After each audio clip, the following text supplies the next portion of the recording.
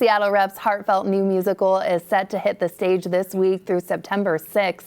It's based on the novel Freak the Mighty, a story of unlikely friendship that becomes a powerful bond.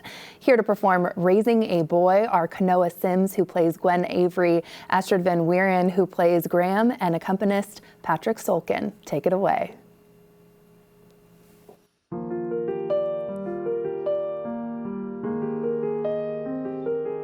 They can tell me about the challenges he'll face. Share statistics, he's a rare and complex case. Spout genetics or the latest test they'd like to run. But he's not some case. Damn it, he's my son. Of course, he loves being the center of attention. It's a challenge when you raise a boy like Max. Prone to tantrums, it's not easy to relax.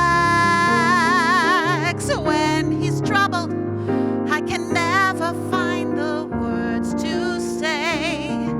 It's not a role a grandmother's meant to play. They don't come with instructions. They can't go back in a box. And not to mention all the mood swings or the mound of smelly socks. Yuck. There are dark days. There's beauty. I build bridges they destroy. You can never be off duty. Raising a boy.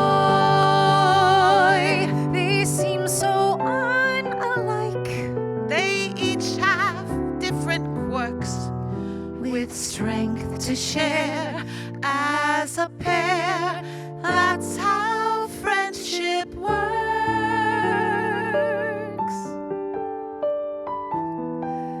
You can't put them on a shelf and come back to them later while you find time for yourself. There are curveballs. There are sad times. There are days we both enjoy.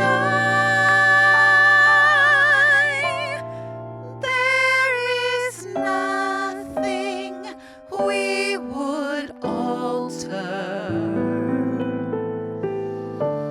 Raising a boy.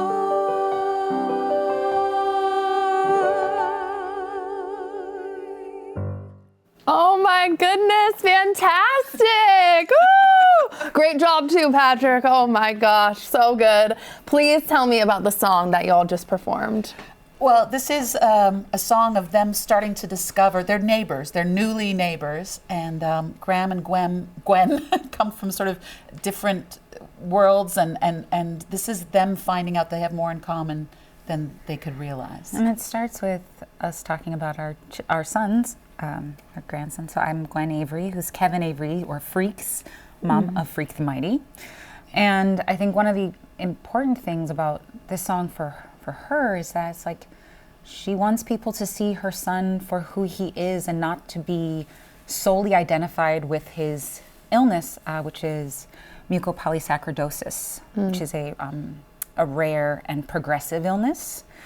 And so it's like this back and forth of them exchanging intimacies and growing, building that trust, I suppose you could say, which is how friendships evolve, right? Absolutely, beautiful. Yeah. And many of us read this novel in school. Why is the message of Freak the Mighty still so important and resonating with people today? We were talking before about how this show I was wondering if the show could get kind of pigeonholed into for young audiences. But it's really cross-generational, intergenerational. Yeah. Why is it relevant? I mean, it deals a lot with difference, the many ways that we're different from each other, and also like our underlying core commonalities, of our humanity. Yeah, and it's about community as well. It's not just about these two families. It's the community that they're in, a community that has kind of suffered a wound, and it's about how they come to a kind of healing because of the strength of this amazing friendship between Freak and Maxwell. What can people expect with the shows? It sounds very serious the way we're talking about it, but there's a lot of laughter to be had. There's gorgeous music. There's great choreography. There's great everything. The music is fantastic by Ryan Fielding Garrett. Yes. And the book by Anthony Drew, the book and lyrics, excuse me. It's like you laugh. It's really like a full body experience. And it's really about, the show is really about hope. And hope not because difficulties and challenges don't exist, but because they do. Right. And like what becomes possible when we come together. Yeah, and we've been very lucky with our show to have accessibility, people who are helping us and help the show get shaped. Tallery McRae and Sophia Cheyenne, and just they have had a lot of influence on the lyrics, on the way language is used. Definitely. It's really powerful. Well, if it was anything like today, it's going to be fantastic. Thank you so much for being here.